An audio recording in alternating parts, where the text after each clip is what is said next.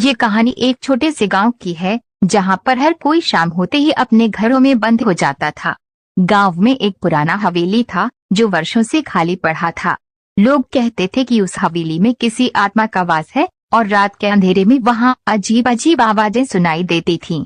गांव के बाहर से आए एक युवा जासूस राजेश को इस बारे में पता चला और उसने इस रहस्य को सुलझाने का निश्चय किया।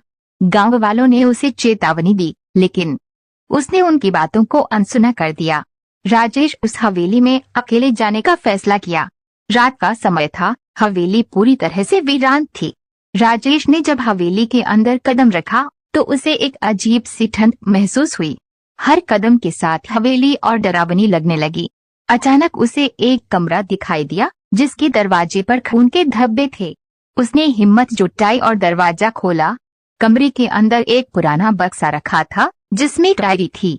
जब उसने डायरी पढ़नी शुरू की तो उसे पता चला कि हवेली की मालकिन की हत्या कई साल पहले इसी कमरे में हुई थी और उसकी आत्मा आज भी इंसाफ की तलाश में भटक रही है। तभी अचानक कमरे में हवा का तेज झोंका आया और दरवाजे अपने आप बंद हो गए। कमरे की खिड़कियां भी जोर जोर से बजने लगीं। राजेश समझ गया कि वह आत्मा उसके सामने है। आत्मा ने उससे कहा, मुझे इंसाफ चाहिए, मेरे हत्यारे को सजा दिलाओ। राजेश ने गांव लौटकर उस डायरी की जानकारी गांव वालों और पुलिस को दी। जांच के बाद पता चला कि हवेली की मालकिन के पति ने ही उसकी हत्या की थी और इतने सालों से यह रहस्य छिपा हुआ था। पुलिस ने आरोपी को गिरफ्तार किया और हवेली में मौजूद आत्मा को शांति मिली। उस दिन के बाद से हवेली में कोई अजीब घटना नहीं घटी और गांव वालों ने राजेश को हीरो की तरह मानना शुरू कर दिया। लेकिन राजेश को हमेशा इस बात का एहसास रहा कि उस रात उसने जो देखा और महसूस किया वो किसी भी साधारण घटना से परे था। राजेश की बहादुरी से गांव में शांति लौट आई थी, लेकिन उसके मन में हवेली की वह रात गहरे छाप छोड़ गई थी। हालांकि गांव वाले अब उसे एक हीरो मानते थे, पर राजेश के अंदर कुछ सवाल अभी भी बाकी थे। उसे ऐसा लगता था कि वह हवेली और उस आत्मा की कहानी अभी पूरी तरह खत्म नहीं हुई थी। कुछ हफ्तों बाद राजेश को एक अजीब सपना आने लगा। सपने में वही पुरानी हवेली थी और हवेली के अंदर उसे किसी औरत की आवाज सुनाई देती थी जो उसे पुकार रही थी। हर बार जब वे उस आवाज के पास जाता तो दरवाजा बंद हो जाता और उसकी नींद टूट जाती। राजेश ने सपने को नजरअंदाज करने की कोशिश की, पर दिन ब दिन सपना और ज्यादा डरावना होता जा रहा था। अंततः उसने फैसला किया कि उसे वापस हवेली जाना होगा और इस रहस्य का अंतिम रूप से समाधान खोजना होगा। रात के समय जब पूरा गांव सो रहा था, राजेश फिर से उस हवेली की ओर चल पड़ा। इस बार हवेली और भी भयावह लग रही थी, जैसे वहां कुछ और भी बुरा छिपा हुआ हो। जब उसने दरवाजा खोला तो हवेली के अंदर का माहौल पहले से भी ज्यादा ठंडा और रहस्यमय था। जैसे ही वो उस कमरे में पहुंचा जहां उसने पहले बक्सा पाया था, अचानक एक छिपा हुआ दरवाजा फर्श से निकल आया। राजेश को महसूस हुआ कि वे असली रहस्य अभी तक छिपा हुआ था। बिना समय गंवाए उसने वे दरवाजा खुला और सीढ़ियों से नीचे उतर गया। नीचे एक गुप्त तहखाना था। तहखाने में चारों तरफ पुराने कागजात, ताबूत और अजीब चित्र बने हुए थे। तहखाने के बीचों बीच एक औरत की लाश रखी हुई थी जो पूरी तरह सूखी और हड्डियों में बदल चुकी थी। तभी राजेश को एहसास हुआ कि ये वही आत्मा है, लेकिन उसकी हत्या के पीछे सिर्फ संपत्ति का मामला नहीं था, बल्कि यह एक गहरे षड्यंत्र का हिस्सा था। हवेली के पुराने मालिक ने काले जादू का सहारा लिया था और उसी जादू के प्रभाव में उसने अपनी पत्नी की बलि दी थी ताकि अमरता प्राप्त कर सके। लेकिन बलिदान सफल नहीं हो पाया और उसकी पत्नी की आत्मा ने उसे सजा दिलाने की ठान ली। राजेश को अचानक लगा कि हवेली की दीवारें हिलने लगी हैं। आत्मा ने एक बार फिर उससे मदद की गुहार लगाई, लेकिन इस बार वह चाहती थी कि उसका हत्यारा हमेशा के लिए नष्ट हो जाए। राजेश ने उस तहखाने में मौजूद सबूतों को इकट्ठा किया और पुलिस के पास जाकर पूरी कहानी बताई। पुलिस ने गुप्त रूप से उन काले जादू से जुड़े लोगों को गिरफ्तार किया और हवेली को हमेशा के लिए बंद कर दिया गया। उस दिन के बाद राजेश को फिर कभी वो सपने नहीं आए और गांव पूरी तरह सुरक्षित हो गया। हवेली को बंद किए जाने के बाद गांव में सब कुछ सामान्य लगने लगा था, लेकिन राजेश के मन में एक अनजाना डर भी कायम था। उसने भले ही आत्मा को इंसाफ दिला दिया था, लेकिन उस तहखाने में जो उसने देखा वो उसकी सोच से भी परे था। उसे ऐसा लगता था कि उस काले जादू का असर सिर्फ हवेली तक सीमित नहीं था, बल्कि उसकी जड़ें कहीं और गहरी थीं। कुछ महीने बीत गए। एक रात राजेश के पास एक अनजान नंबर से फोन आया। दूसरी तरफ एक धीमी और कंपाती आवाज थी। वह आवाज कह रही थी, तुमने उन्हें खत्म नहीं किया, वे अब भी जीवित हैं। राजेश को यकीन नहीं हुआ कि ये वही आवाज थी जो उसने हवेली में सुनी थी। आवाज ने उसे फिर से उसी तहखाने में लौटने का निर्देश दिया। इस बार राजेश अकेला नहीं गया। उसने अपने कुछ साथियों और पुलिस को साथ लिया। सब मिलकर रात के अंधेरे में फिर से उस बंद हवेली की ओर बढ़े। हवेली अब भी खामोश और वीरान थी, जैसे वहां किसी का वास ही नहीं। पुलिस ने दरवाजा तोड़ा और तहखाने की ओर बढ़े। जब वे तहखाने में पहुंचे तो वहां का नजारा बिल्कुल बदल चुका था।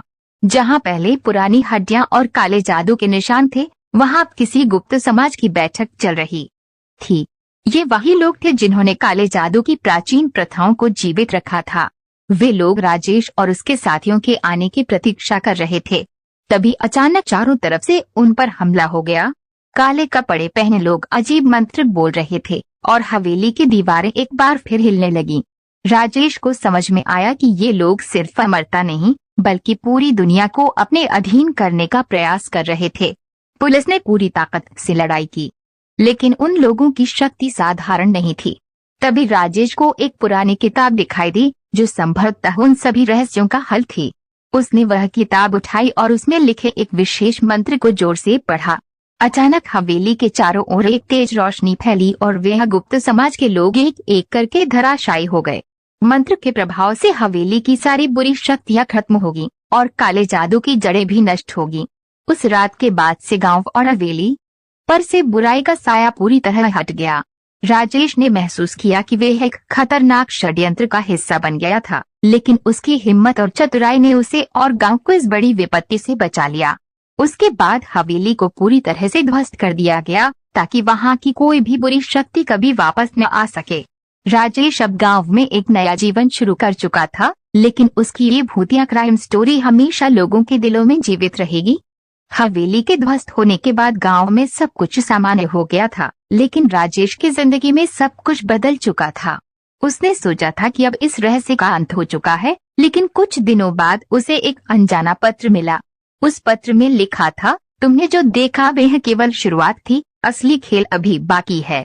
राजेश के मन में फिर से बेचैनी लौट आई।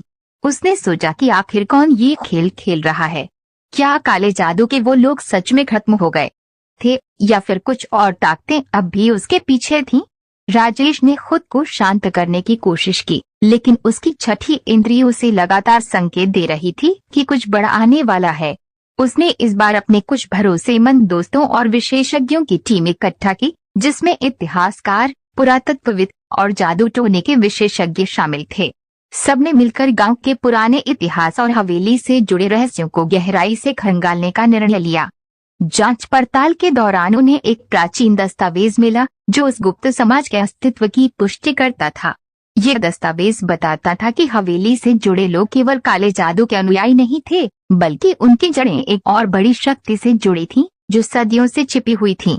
ये शक्ति न केवल अमरता की, बल्कि समय और स्थान को नियंत्रित करने की क्षमता रखती थी। राजेश और उसकी टीम को धीरे धीरे पता चलने लगा कि हवेली का रहस्य जितना उन्होंने सोचा था, उससे कहीं अधिक गहरा और भयावह था। उन काले जादूगरों का एक उद्देश्य था कालचक्र नामक एक प्राचीन उपकरण को सक्रिय करना, जिससे वे समय और इतिहास को बदल सकते थे। कालचक्र को एक गुप्त स्थान पर छिपाया गया था और हवेली में हुई घटनाएं उसी दिशा में उठाया गया पहला कदम थी। राजेश को यह समझ में आ गया कि अब उसे केवल अपने गांव को नहीं, बल्कि पूरी दुनिया को बचाने की जिम्मेदारी उठानी होगी। टीम ने दस्तावेजों और पुराने नक्शों के आधार पर कालचक्र के संभावित स्थान की खोज शुरू की। यह स्थान गांव से काफी दूर एक पुरानी गुफा में छिपा हुआ था, जहां हजारों सालों से कोई नहीं गया था। राजेश और उसकी टीम ने गुफा तक पहुंचने का साहसिक कदम उठाया।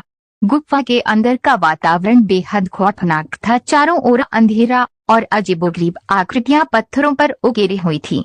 गुफा के गहराई में जाकर उन्होंने एक बड़ा गोलाकार पत्थर देखा जिसकी चारों ओर प्राचीन लिपि में कुछ लिखा हुआ था। ये वही कालचक्र था जिसके पीछे वो गुप्त समाज था। लेकिन जैसे ही राजेश ने कालचक्र को छुआ, गुफा में अजीब हरकतें होने लगी। जमीन कांपने लगी और अचानक गुफा के अंदर एक चमकदार प्रकाश फैल गया। उस प्रकाश में से वही काले जादू के लोग प्रकट हो गए जिन्हें राजेश ने मरा हुआ समझा था। उनमें से एक बोला, तुमने सोचा था कि हमें खत्म कर दोगे। हम समय के मालिक हैं और अब समय तुम्हारे खिलाफ है। लेकिन इस बार राजेश तैयार था। उसने प्राचीन दस्तावेज से सीखी गई कुछ महत्वपूर्ण बातें इस्तेमाल की और कालचक्र की ऊर्जा स्रोत को निष्क्रिय करने का तरीका खोज निकाला। एक लंबी और भयानक लड़ाई के बाद राजेश और उसकी टीम ने कालचक्र को हमेशा के लिए नष्ट कर दिया, जिससे काले जादू की वो ताकतें भी खत्म होगी। गुफा ढहने लगी, लेकिन राजेश और उसकी टीम ने बाहर निकलने में कामयाबी पाई। आखिरकार राजेश ने वह जंग जीत ली थी जो समय और बुराई के खिलाफ थी। उस दिन के बाद से गांव में एक नई सुबह का आगाज हुआ। राजेश को एहसास हुआ कि उसके जीवन का ये अध्याय अंततः समाप्त हो गया है, लेकिन वह जानता था कि कहीं न कहीं इतिहास के अंधेरे में अब भी कुछ रहस्य छिपे हो सकते हैं, और अगर कभी उसे फिर से उन रहस्यों का सामना करना पड़ा तो वह तैयार रहेगा। उसके इस अद्भुत साहस की कहानी पूरे गांव और आसपास के इलाकों में फैल गई और लोग उसे एक नायक के रूप में मानने लगे, जिसने न केवल अपने गांव बल्कि